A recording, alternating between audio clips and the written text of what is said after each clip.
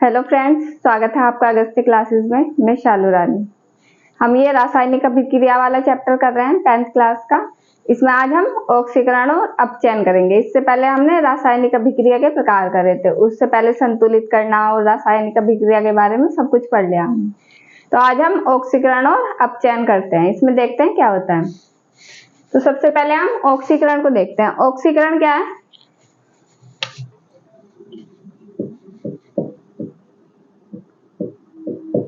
ऑक्सीकरण ऑक्सीकरण दो शब्द से मिलकर बन रहा है, ऑक्सी और करण। इसमें बीच में प्लस लगा लेंगे तो ऑक्सी प्लस करण हो जाएगा ऑक्सीकरण। तो इसका क्या अर्थ है? ऑक्सी मतलब ऑक्सीजन, ऑक्सी मतलब ऑक्सीजन, करण मतलब जुड़ना।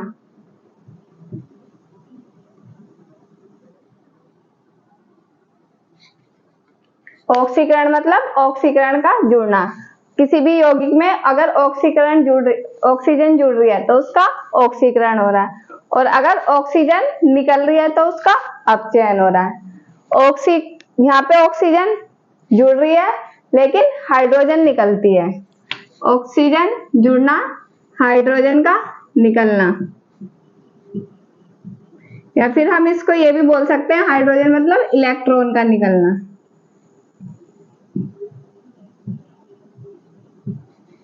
किसी यौगिक में ऑक्सीजन जुड़ रही है तो उसका ऑक्सीकरण हो रहा है और उसमें हाइड्रोजन निकलेगी और इलेक्ट्रॉन निकलेगा, तो उसका ऑक्सीकरण होगा।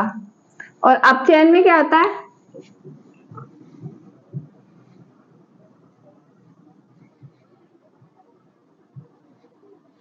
अपचयन में इसका बिल्कुल अपोजिट होता है। इसमें ऑक्सीजन जुड़ रही है, यहाँ पे ऑक्सीजन निकलेगी।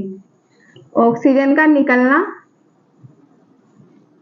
या फिर हाइड्रोजन का जुड़ना या इलेक्ट्रॉन का जुड़ना। अगर किसी भी रासायनिक अभिक्रिया में ये तीनों, इनमें से कुछ भी हो रहा है, या तो ऑक्सीजन निकल रही है, या हाइड्रोजन जुड़ रहा है, या फिर इलेक्ट्रॉन जुड़ रहे हैं, तो उसका अपचयन होगा।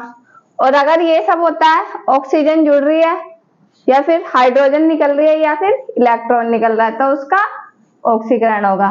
ऑक्सीकरण को हम उपचयन भी बोलते हैं। उपचयन, इसको हम कुछ एग्जाम्पल से समझ सकते हैं। जैसे हमारे पास ये Mg प्लस O2, ये MgO2 है। अगर इसको देखें तो बाद में क्या बनता है? MgO, ये बनता है। तो Mg के पास ऑक्सीजन जुड़ रहा है, तो इस Mg का ऑक्सीकरण हो गया। Mg में ऑक्सीजन जुड़ गया तो इसका ऑक्सीकरण हो गया।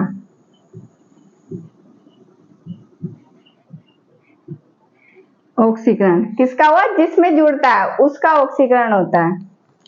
अभी जैसे एक और एग्जांपल देखें, H2 plus O2 equal to H2। जब हाइड्रोजन और ऑक्सीजन की अभिक्रिया करवाते हैं तो H2O मिलता है। अब इसमें भी क्या हो रहा है? H2, ये हाइड्रोजन के साथ ऑक्सीजन जुड़ रहा है, तो इसका क्या हुआ? ऑक्सीकरण हो गया हाइड्रोजन का। ऑक्सीकरण, इसका ऑक्सीकरण हो गया। और अगर हाइड्रोजन निकलती है तो ऑक्सीकरण होता है। अगर किसी में से हाइड्रोजन भी निकल रही है तो उसका भी ऑक्सीकरण हो रहा है। और अगर ऑक्सीजन निकलती है तो उसका अपचयन होगा। और हाइड्रोजन जुड़ती है, हाइड्रोजन जुड़ेगी तो उसका भी अपचयन होगा। अब इसका एग्जांपल देखते हैं। जैसे ये वाली अभिक्रिया, अगर हम इसको अपोजिट करके देखें, अगर हमारे पास ये वाला है मैग्नीशियम ऑक्साइड दिया हुआ है यौगिक, और उससे हमें, अगर हम उसको तोड़ते हैं तो ये मिलेगा। इसको हम यहाँ लिख सकते हैं MgO, इससे Mg और ऑक्सीजन मिलेगा। तो इसमें क्या हो रहा है? ये मैग्नीशियम ऑक्साइड में से ऑक्सीजन निकल रहा है। ऑक्सीजन निकलेगा तो क्या होगा? अपचयन होगा। तो इसका मैग्नीशियम का अपचयन हो गया।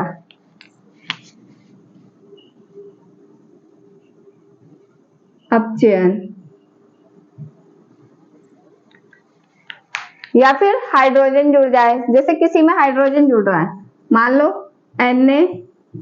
Na+H, NaH है, इसमें हाइड्रोजन जुड़ गया, तो इसमें क्या हो रहा है, यहाँ पे हाइड्रोजन सोडियम के साथ जुड़ गया, तो हाइड्रोजन जुड़ने पे क्या हो रहा है, हाइड्रोजन जुड़ेगा तो अपचयन होगा, तो यहाँ भी सोडियम का अपचयन हो गया।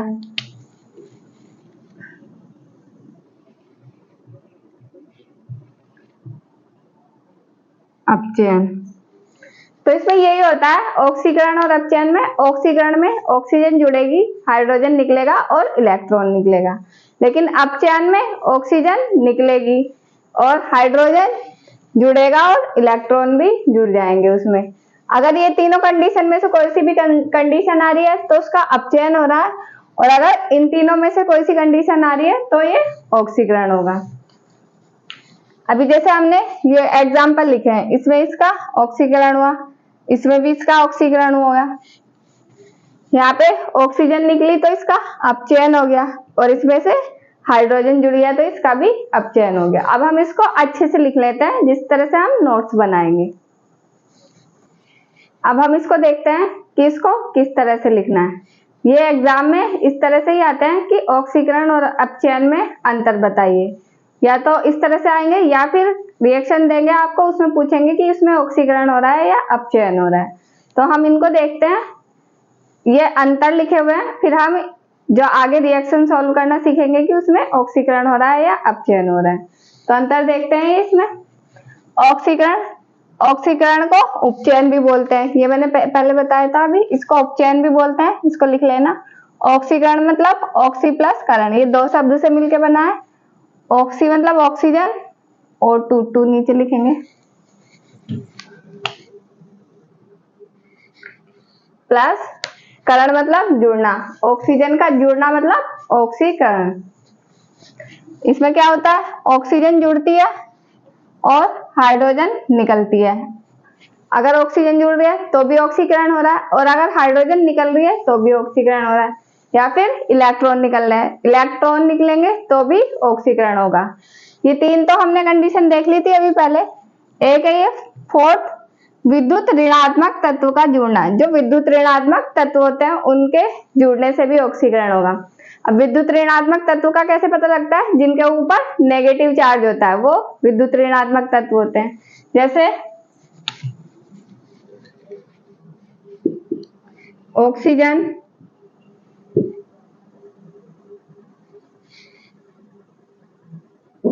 Sulphur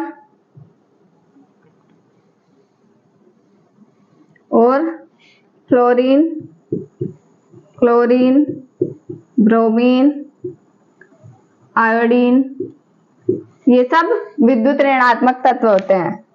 oxygen, sulphur, fluorine, chlorine, bromine, iodine, ये सब विद्युत ऋणात्मक तत्व होते हैं, और भी होते हैं। अगर इनके ये जुड़ रहे हैं, विद्युत ऋणात्मक तत्व का जुड़ना, अगर ये जुड़ रहे हैं तो भी उसका ऑक्सीकरण होगा। और ये फिफ्थ पॉइंट है, विद्युत धनात्मक तत्व का निकलना, अगर विद्युत धनात्मक तत्व निकल रहा है तो भी उसका ऑक्सीकरण होगा। अब विद्युत धनात्मक तत्व का कैसे पता चलेगा, जैसे ऋणात्मक का पता चल रहा है, ऋणात्मक में नेगेटिव चार्ज होता है ऊपर, और धनात्मक में पॉजिटिव चार्ज होगा। तो जिस परमाणु के ऊपर पॉजिटिव चार्ज होता है वो विद्युत धनात्मक तत्व होते हैं। तो वो कौन कौन से होते हैं, हाइड्रोजन, लिथियम, सोडियम और पोटेशियम, ये सब विद्युत धनात्मक तत्व होते हैं।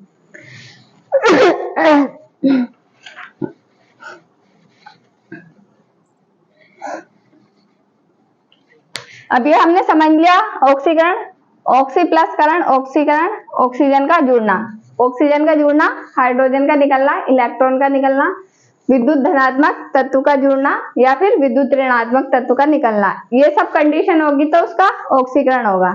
अब इसका एक एग्जांपल लिख लेते हैं यहाँ पे, Mg plus O2 MgO, Mg plus O2 is equal to MgO। अब इसको देखते हैं अपचयन। अपचयन में क्या होता है, ये इसका बिल्कुल अपोजिट है। इसमें ऑक्सीजन निकलेगी, हाइड्रोजन जुड़ेगा और इलेक्ट्रॉन जुड़ेंगे। अगर ये तीन कंडीशन हो रही है तो उसका अपचयन हो रहा है। ये तीनों हमने पहले समझ ली, अब ये नई लिखी है इसमें, इनको समझ लेते हैं। विद्युत ऋणात्मक तत्व का निकलना। अगर विद्युत ऋणात्मक तत्व निकल रहा है, क्योंकि ऑक्सीजन निकल रही है, ऑक्सीजन विद्युत ऋणात्मक होती है, तो अगर कोई भी विद्युत ऋणात्मक तत्व निकल रहा है तो उसका अपचयन होगा। तो यहाँ पे विद्युत ऋणात्मक तत्व लिखेंगे।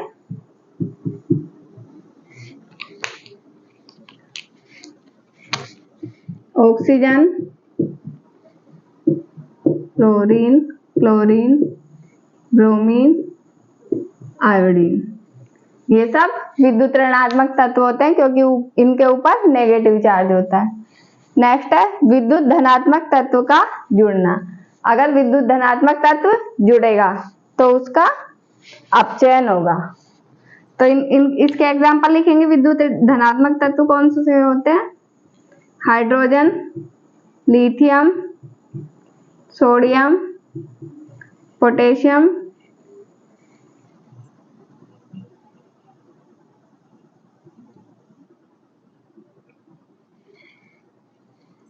ये सब विद्युत धनात्मक तत्व होते हैं। तो ये अपचयन में क्या हुआ, ऑक्सीजन निकली तो उसका अपचयन होगा, हाइड्रोजन जुड़ेगा तो भी उसका अपचयन हो गया, इलेक्ट्रॉन जुड़ेगा तो भी उसका अपचयन हो जाएगा। विद्युत धनात्मक तत्व निकलेगा तो भी उसका अपचयन होगा, और विद्युत धनात्मक तत्व जुड़ेगा तो भी उस रिएक्शन का अपचयन होगा। उस रिएक्शन में जिसमें जुड़ते हैं निकलते हैं जिस परमाणु में, उसका ही ऑक्सीकरण या अपचयन होता है। अब इसका भी एक एग्जाम्पल यहाँ लिखेंगे।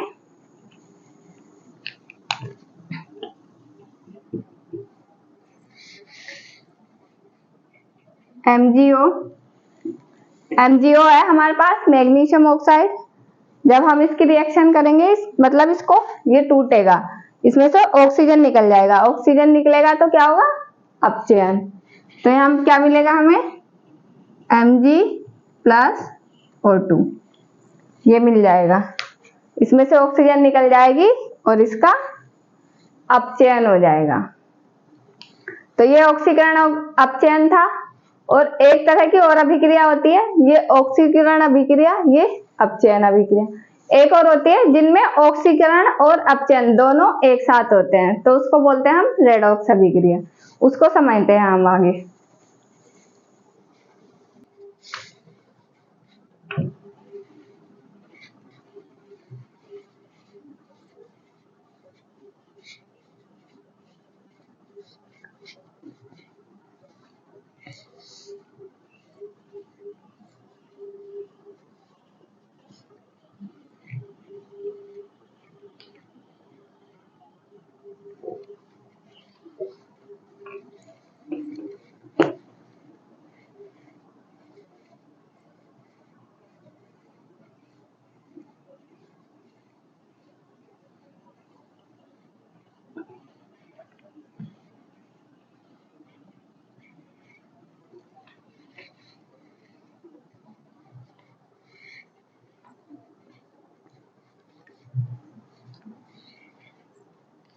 अब हम रेडॉक्स अभिक्रिया को समझते हैं। रेडॉक्स अभिक्रिया क्या होती है, रेडॉक्स अभिक्रिया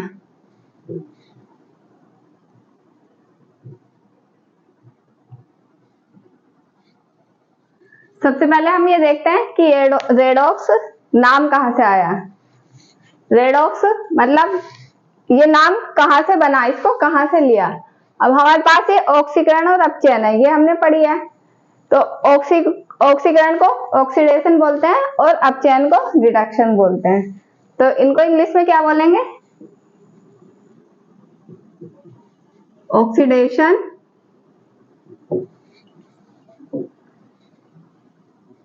रिडक्शन।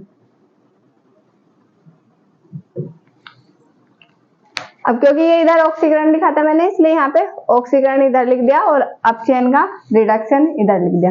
लेकिन अगर हम इसको उल्टा करके लिख ले, इधर रिडक्शन लिख ले और इधर ऑक्सीडेशन लिख ले, तो इससे कोई फर्क थोड़ी पड़ने वाला है। रिडक्शन और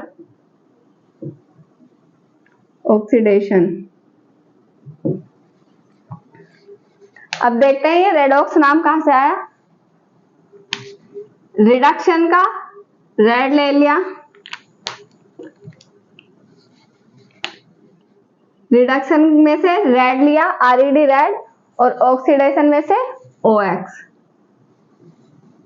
तो इन दोनों को मिला के आप लिखेंगे तो क्या बनेगा, आरईडी इसका आरईडी रेड ओएक्स ओक्स, ये रेडॉक्स बन गया। तो ये रेडॉक्स यहीं से लिया गया। रेडॉक्स मतलब रिडक्शन और ऑक्सीडेशन, मतलब ऐसी अभिक्रिया जिसमें रिडक्शन और ऑक्सीडेशन दोनों हो रहे हैं उसको रेडॉक्स अभिक्रिया बोलते हैं। या इसको हिंदी में क्या बोलेंगे, उपचयन।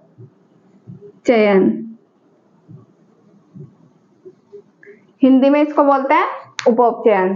तो ये समझ में आ गया होगा आपको कि ये रेडॉक्स शब्द कहां से आया है। रेडॉक्स कहां से आया, जो ऑक्सीकरण और अपचयन होते हैं उसको हम इंग्लिश में ऑक्सीडेशन और रिडक्शन बोलते हैं। तो रिडक्शन का आरईडी लिया रेड और ऑक्सीडेशन का ओएक्स लिया ओक्स, और उसको मिला के लिखा तो ये रेडॉक्स नाम आया हमारे पास। तो रेडॉक्स अभिक्रिया उन अभिक्रिया को कहेंगे जिनमें ऑक्सीकरण और अपचयन दोनों हो रहा है, क्योंकि इन दोनों को मिला के ये नाम निकाला गया। फिर क्यों उसमें ऑक्सीकरण और अपचयन दोनों हो रहा है तो उन दोनों को मिला के ये नाम लिखा दिया रेडॉक्स। रेडॉक्स अभिक्रिया वो होगी जिनमें ऑक्सीकरण और अपचयन दोनों होंगे, और इसको हिंदी में बोलेंगे उपचयन। अब हम इसको एक एग्जाम्पल से समझते हैं कि रेडॉक्स अभिक्रिया में क्या हो रहा है। जैसे हमने एग्जाम्पल लिया H2O equal to H2 plus O2। अगर हम H2O को तोड़ते हैं तो हमें H2 प्लस O2 मिलता है, हाइड्रोजन और ऑक्सीजन। अब देखते हैं हम इसमें क्या हो रहा है। ये हमारे पास H2O है, H2O में से ऑक्सीजन निकल गया और हाइड्रोजन अलग हो गया।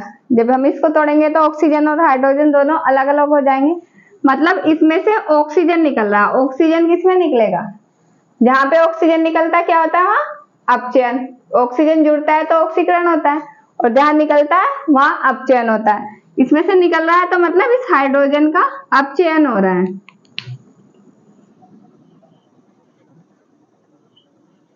अपचयन, इसका अपचयन हो गया।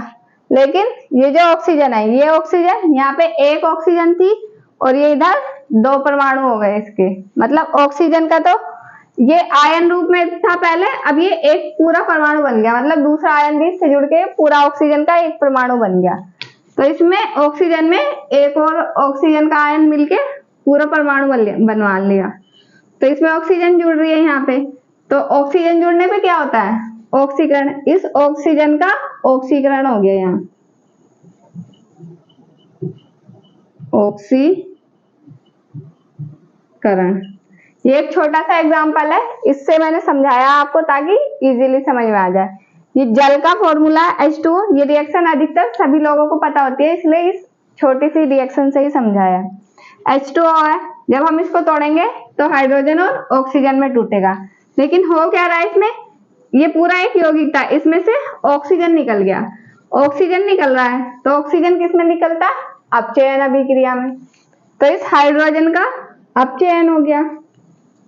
अब हाइड्रोजन का तो अपचयन हो गया, लेकिन यहाँ पे ऑक्सीजन का ये एक आयन था जो इसके साथ जुड़ा हुआ था, आयन रूप में था ऑक्सीजन। यहाँ पे एक और आयन जुड़ गए, ऑक्सीजन ने एक पूरा अपना यौगिक के रूप में आ गया। ऑक्सीजन का ये एक पूरा परमाणु बन गया, यौगिक नहीं कहेंगे इसको, परमाणु कहेंगे।